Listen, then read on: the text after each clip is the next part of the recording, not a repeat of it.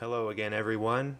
Origami wizard Tim Rickman here again to show you the third and final video for my modular Rhombicosidodecahedron. Part 1 is the video for my 3D stars. They're the same model, you just stop before you squish the sides in. And the video instructions for the squares is titled Rhombicosidodecahedron Part 2. I'll put the links to these two videos in the description below. Before you start, you'll need 12 of the pentagons and 30 squares. If you follow me, you'll know that I don't design models that rely on tape or glue. So to construct this model without tape, I'll be using 12" by 12" heavy cardstock for the pentagons. For the squares, I'll use a thinner paper, also 12" by 12". You can find squares like these in the scrapbook section of your craft store, and the finished model will have a diameter about the same as the squares you used for your pieces. Now there's not much left to fold after we have our 42 pieces, but if you can imagine, this final piece is difficult to add to the model. So the first step is to set up one of our pentagons in order to make that last step easier. What you'll need to do is open up one of your pentagons,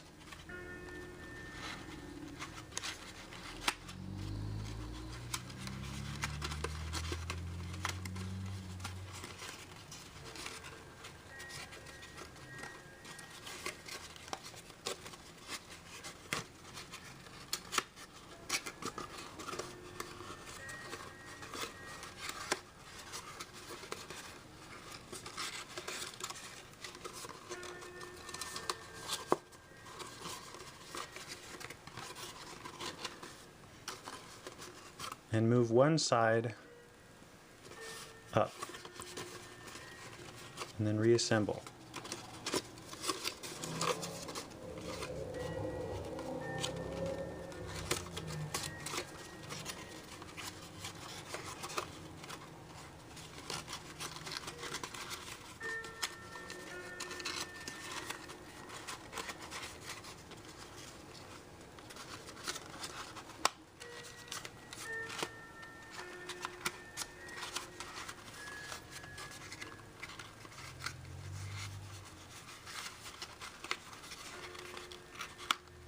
Now sink these flaps behind the final pocket.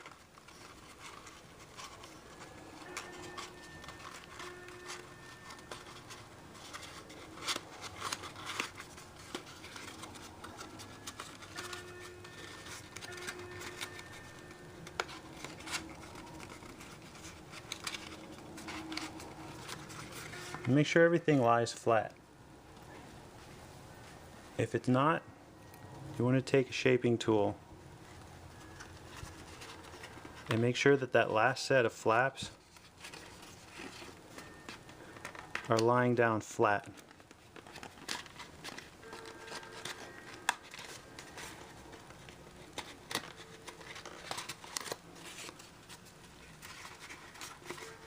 So that everything is the same width all around the inside of this pentagon here. Now, we're going to push this down and make a V shape. Again, push this down from this corner till around the middle of these squares, like this. So you collapse this top edge that we've brought down.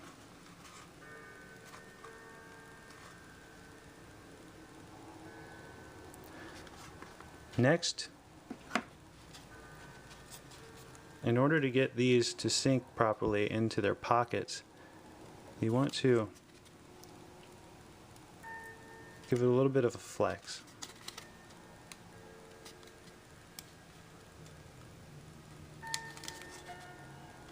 Just so it'll collapse a little bit when you put it in the pocket and give it room.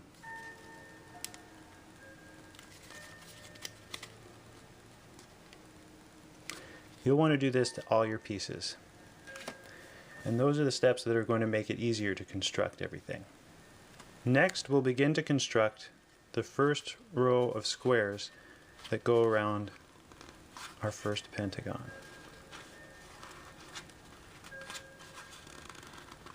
Carefully open one back up.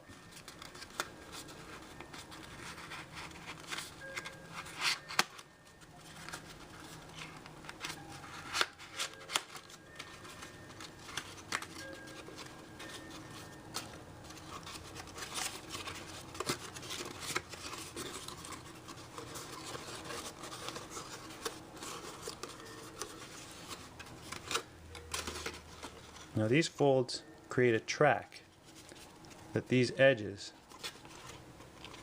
allow these pieces to slide onto.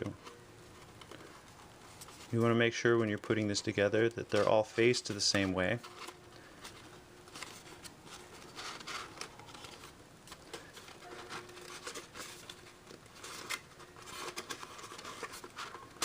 And once you have it on, it should slide down easily.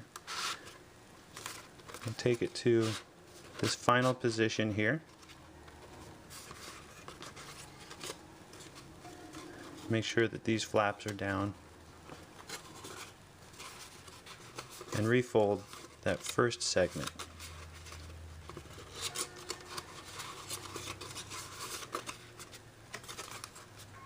And keep adding pieces like this.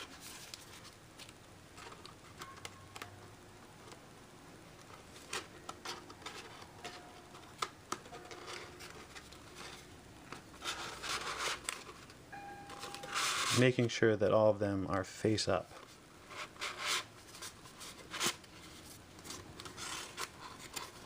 It may be helpful to begin to construct the pyramids by inserting the flap from one into the next.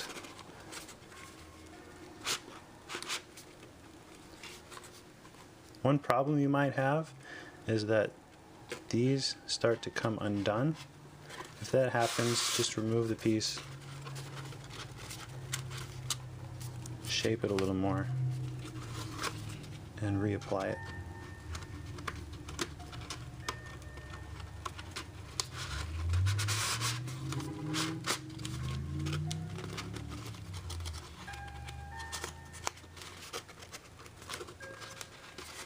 Gently but firmly make sure that it is in place, making room for the next piece to go on.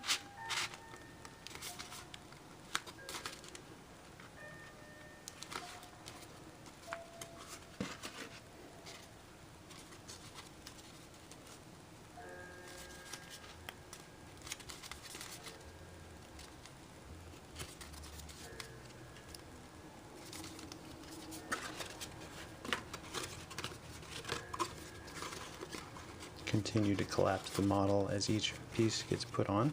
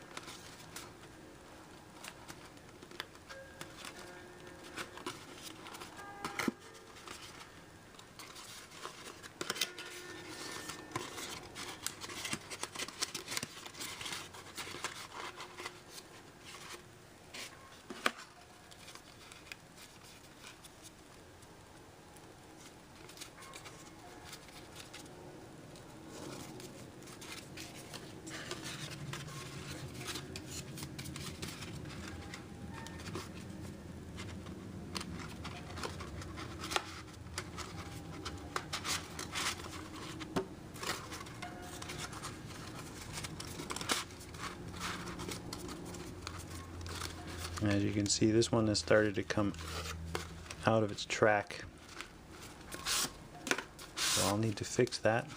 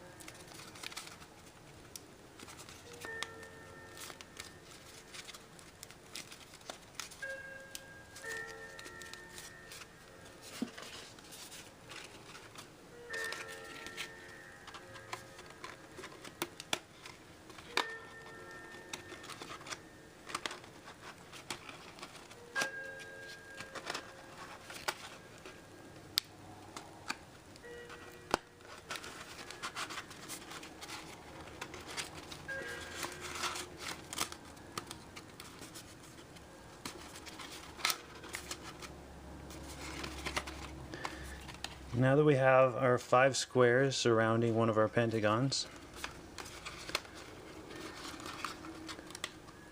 you're going to press the inside flaps down and push out just a little to give yourself room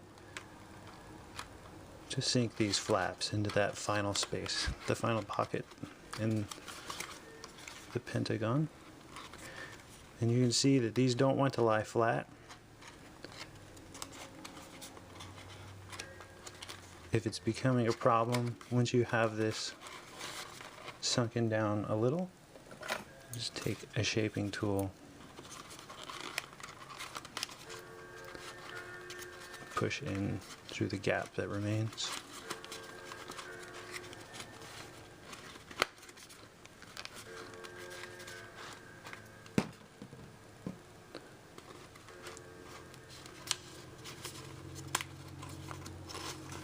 It's going to overhang just a bit because there's so much paper being pushed into these pockets, but that can all be fixed later.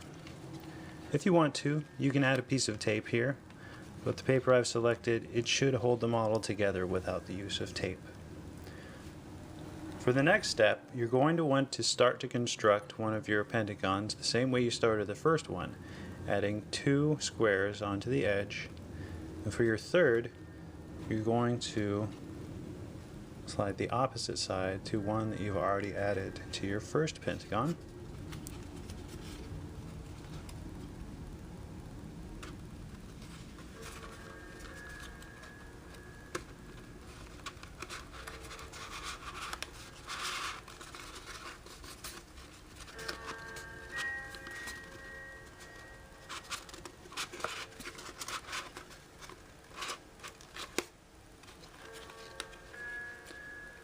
And where these triangles come together, fit all of the flaps and pockets together to make a triangle-based pyramid.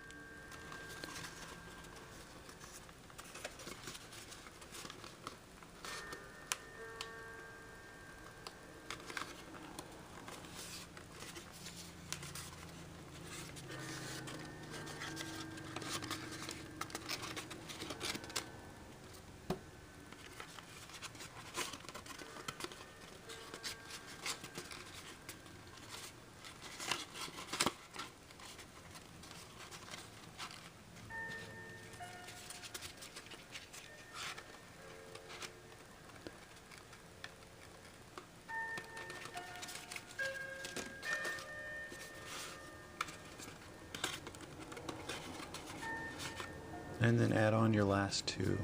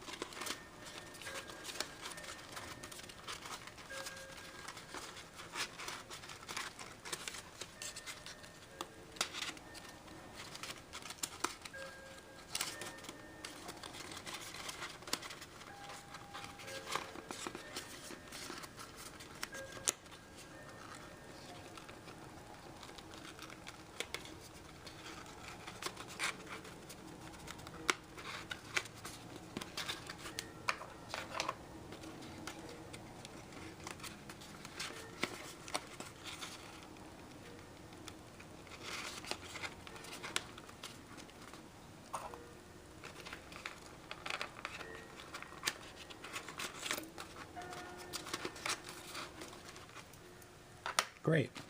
Now we have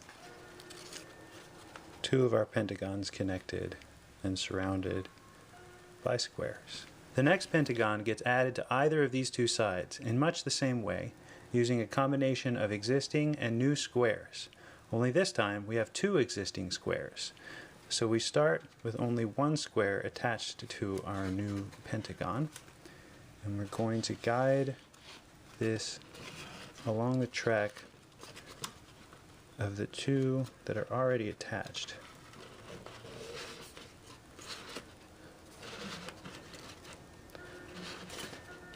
Guide it along one first.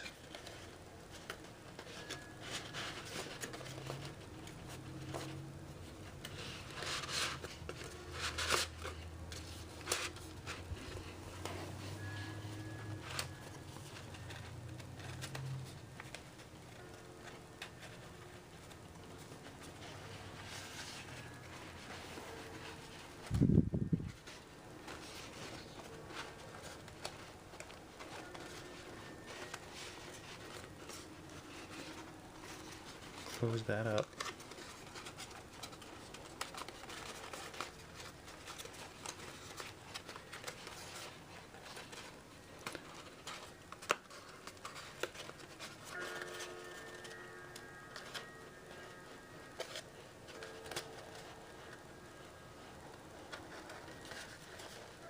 You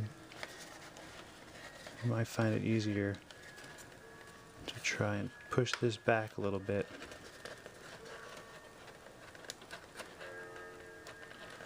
And sink the next one in behind it, like so.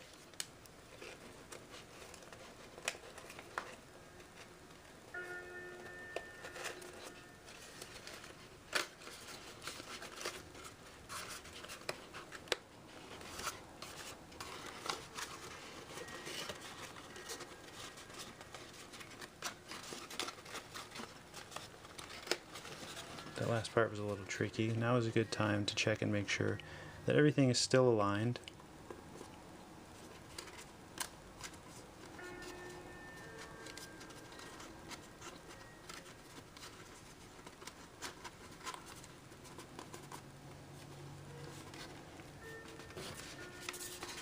Before adding your next two squares to the end.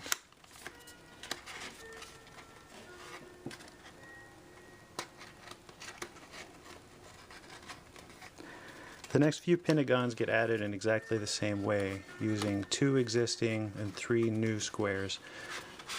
So after I'm finished with this demonstration, I'm going to skip ahead to the spot where you start using 4 and finally 5 existing squares, since you've already seen the method for adding pentagons using 2 existing squares.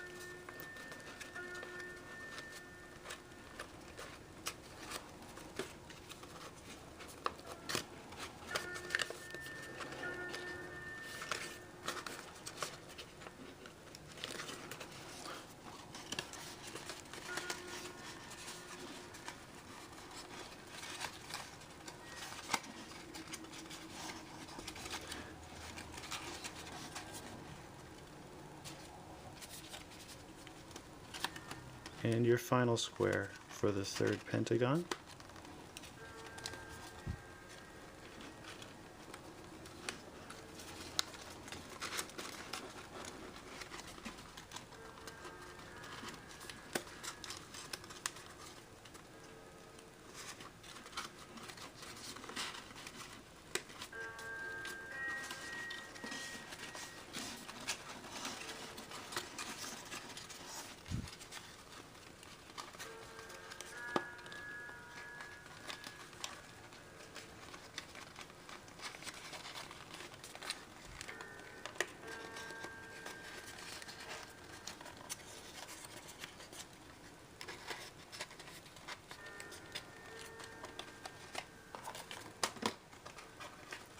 Hello, 3D star. Maybe it's a shooting star.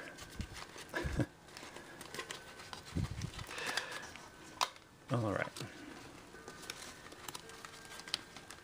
I may as well point out an interesting fact, as long as that fell towards me, that if you make a star with the same size square as your pentagons, they'll fit and rest in those areas. Alright, I'm going to skip ahead now to the spot where you start to use 3 squares already attached to the model when you are adding your pentagons. So I've added 2 more pentagons to the 3 that we already had. And as you can see, the model is really starting to take shape. Let me go ahead and turn it around here so you can see what it looks like from the inside. It's pretty cool. When you get to the point where you're about to encircle the first pentagon with 5 pentagons around it, on the last one here, the only difference is that you have 3 squares already in place. It's the same technique as when you add on a pentagon when you have 2 already in place. You just add 1 to the end of one of your pentagons and you begin to feed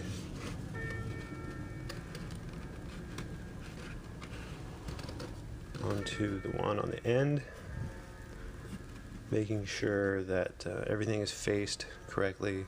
This is faced up, these are faced up.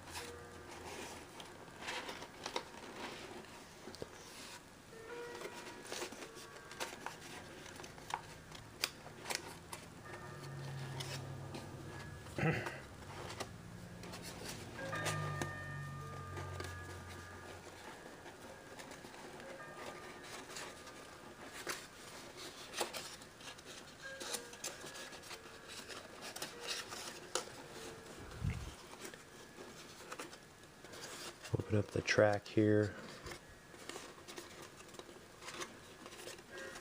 Rest in the bottom part of the track first, and then try to push this out away a little bit. Then lift the top part, being careful not to tear the paper up over that lip.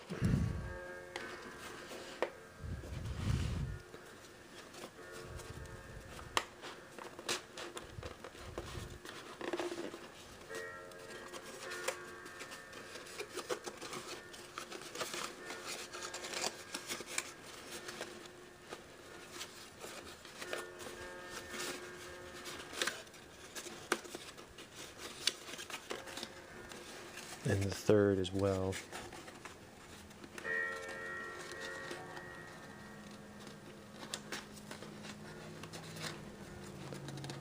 You want to take care that things aren't getting pushed out of place here, because the model's getting heavy, and after you've put each piece on the track, you want to look it over and make sure that everything is lined up right. That's pretty good there. Tip the model up so you can see.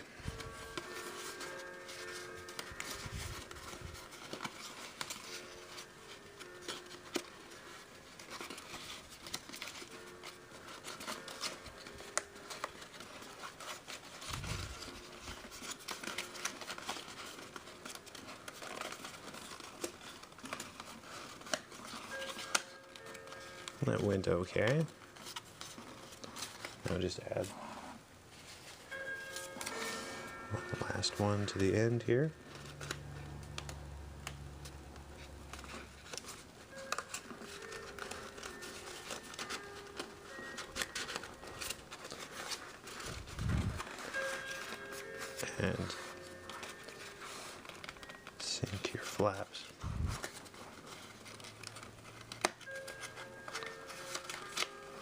And that's how you add a pentagon to the model once you have a space where there are 3 squares already attached to the model. Not much different from when there are 2, but I wanted to show what the model's looking like now that we have one hemisphere done. It only looks like 1/2 of the model, but we've actually put 23, 24, 25, 26, I think 27 of the 42 pieces on. So we're more than halfway done at this point. And you have one completed hemisphere. And the next few pieces, it's going to be the same as when you had an area where you put on a pentagon where you have 2 already attached to the model. You slide one on first, slide it onto the track here, and then put 2 more on after that, all the way around here. And then after you have another row, the final one of that piece is going to have 4 existing squares that you have to feed the track onto, and then the final one has 5. And I'll be back to show you what that looks like in a moment. So I added 5 more pieces since the last time we took a look at this. A couple of things I should mention before we head forward. I've been closing these up. That's just because I'm particular. These don't actually need to be closed up while you're putting the model together. I just like it organized like that. It actually helps stabilize the model a little more, but they don't actually have to be closed. If you have to open them for whatever reason to reach in and pull something the right way or whatever, that's fine. And that's actually going to be useful to us in a moment. There's a reason they're designed like that, so we can position the final piece. Right now, I'm going to show you how to place the second to last piece. Once you get here and you have 2 more pentagons left and 1 more square, you're going to have 2 spaces for the pentagons left. So you just want to set one of your pentagons up like this. And it's the same as how I showed you for the pentagon that has 4 already attached. You just feed this along there. So I'm going to go ahead and take care of that, and then I'll be back to show you how to place the final piece. So pretty much you're going to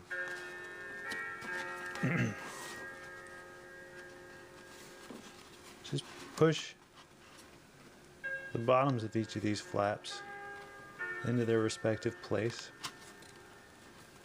and as you put these in, you're going to run out of a space to anchor it from underneath. In that case, all you do is open up one of these pyramids to reach inside.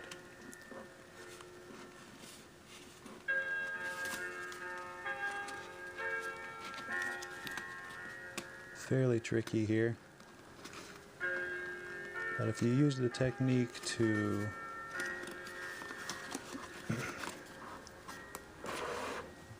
make these spring a little bit, that should make it a little easier.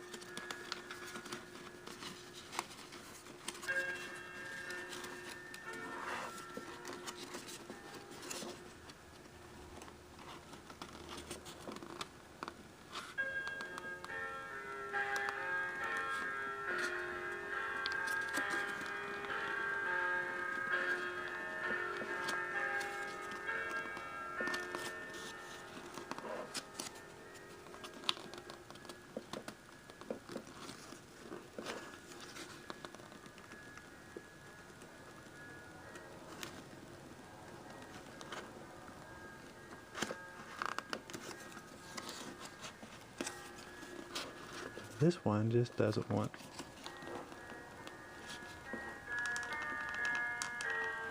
There.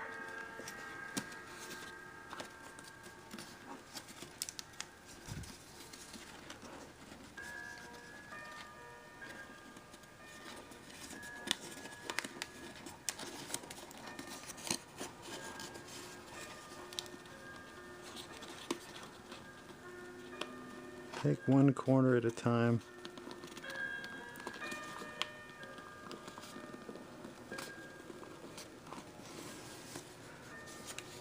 Oh, by the way, before you started placing this, that would have been a good time to make sure that all of the pyramids on the opposite side of your model were in place, because this is the last time you'll be able to conveniently reach in through the center. I guess I should have mentioned that before. Oh well, you can still close them up after you get this on. It's just a little more difficult. So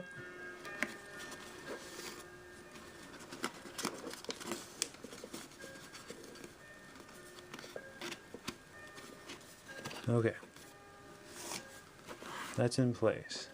It's correct underneath, but the tops of the flaps aren't in the track yet.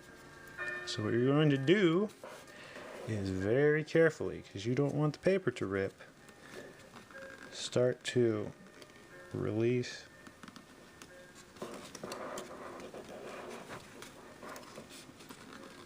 and capture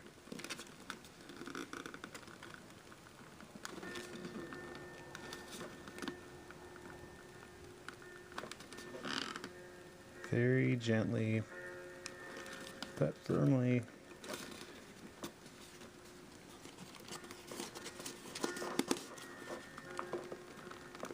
open those back up. This is why it's another reason why it's a good idea to get firmer paper, so that you could do this maneuver easily. I'm going to save that one for last. Probably going to give me a little trouble.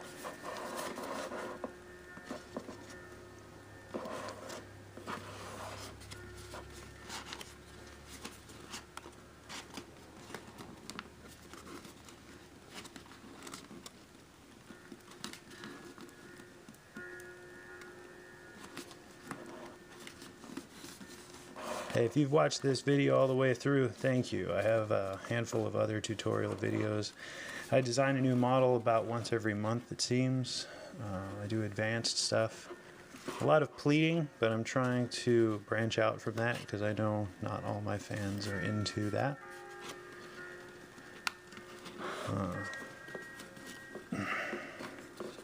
Go ahead and check them out. I've got a Facebook page too, where I post pictures and give dues about what projects I'm currently working on. Just Google Tim Rickman Origami and you'll find my other stuff.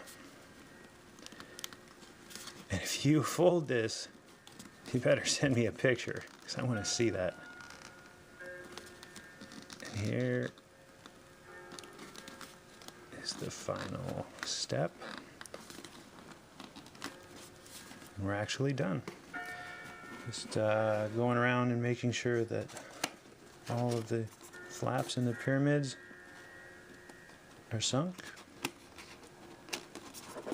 and in their correct position.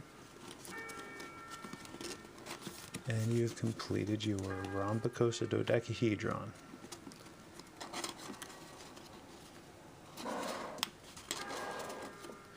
Thanks again, everybody, for watching. I'll get some more pictures of this before we close out the video.